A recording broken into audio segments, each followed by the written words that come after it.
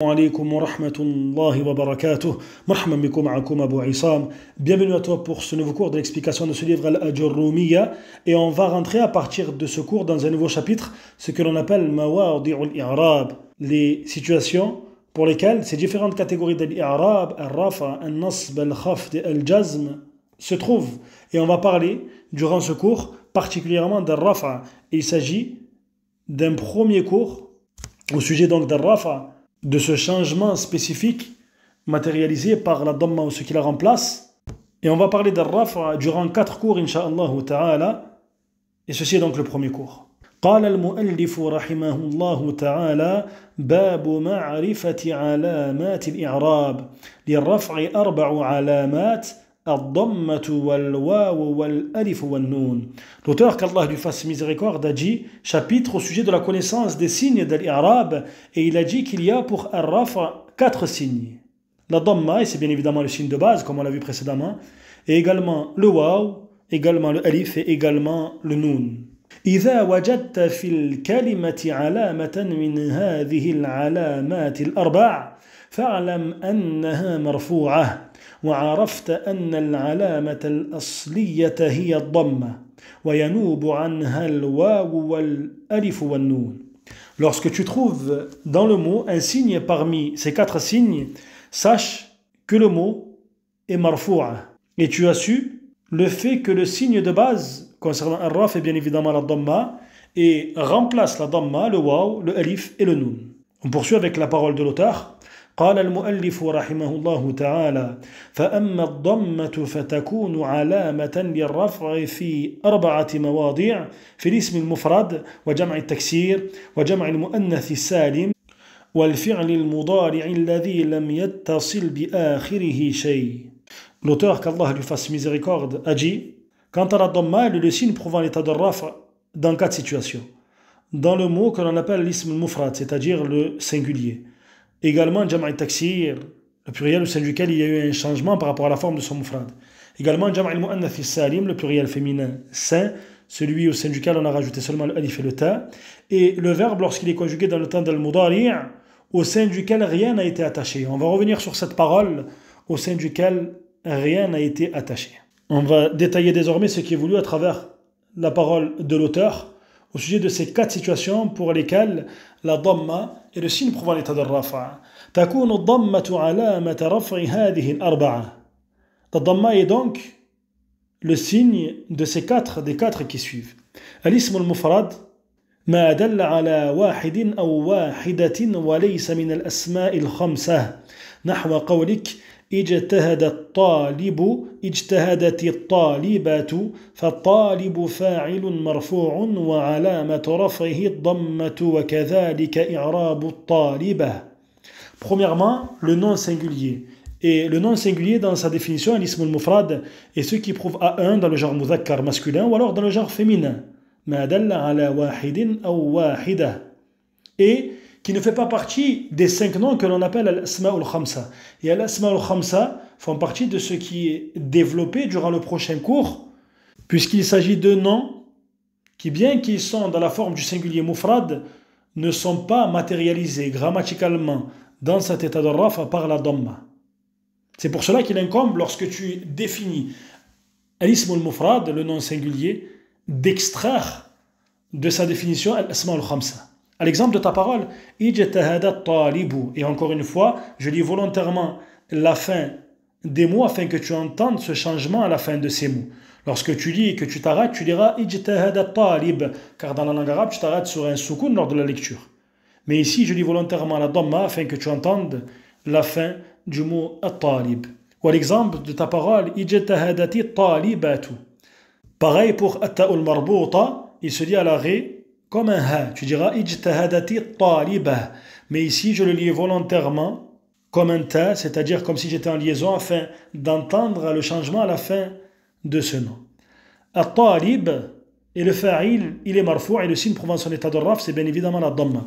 Et il en est de même pour at-talibah, lorsque tu dis ijtahadati talibatu. Ijtahadat talibu signifie l'étudiant a fait beaucoup d'efforts et ijtahadati talibatu, l'étudiante a fait beaucoup d'efforts. La deuxième catégorie parmi ces mots dont l'état de raf est matérialisé par la dhamma, jam'u taksir. ما دل على أكثر من اثنين أو اثنتين مع تغير في صيغة مفرده نحو اجتهد الطلاب فالطلاب فاعل مرفوع وعلامة رفعه الضمة.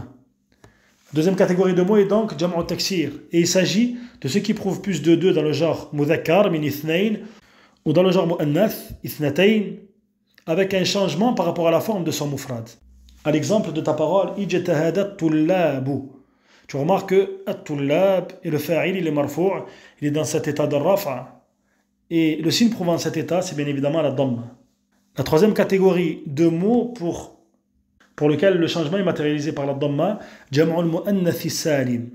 ما دل على أكثر من اثنين أو اثنتين بزيادة ألف وتاء في آخره نحو اجتهدت الطالبات فالطالبات فاعل مرفوع وعلامة رفعه الضمة ونحو انطلقت القطارات.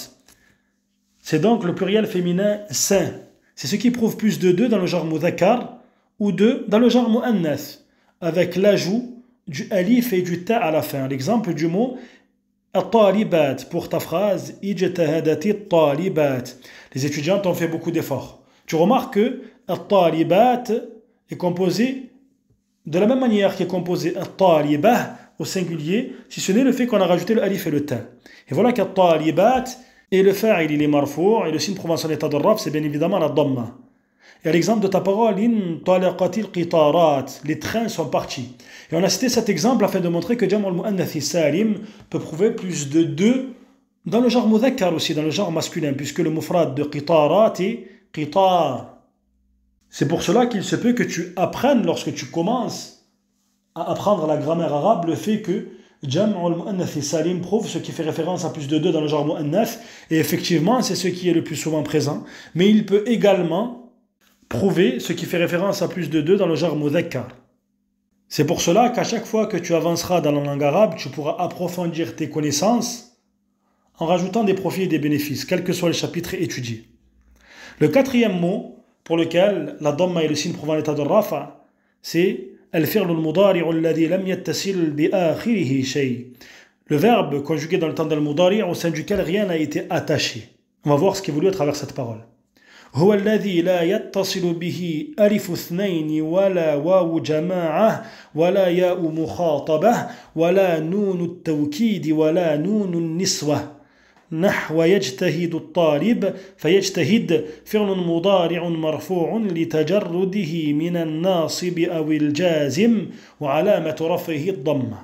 Ce verbe est donc celui au sein duquel n'a pas été attaché le alif faisant référence à deux, ou alors le waw faisant référence au groupe de personnes, ou alors le ya faisant référence à celle à qui tu parles, al-mukhataba. Et lorsqu'on parle de ces trois catégories, on fait référence à ce que l'on appelle dans la langue arabe al-af'al al-khamsa, comme on le verra un peu plus tard, incha'Allah ta'ala.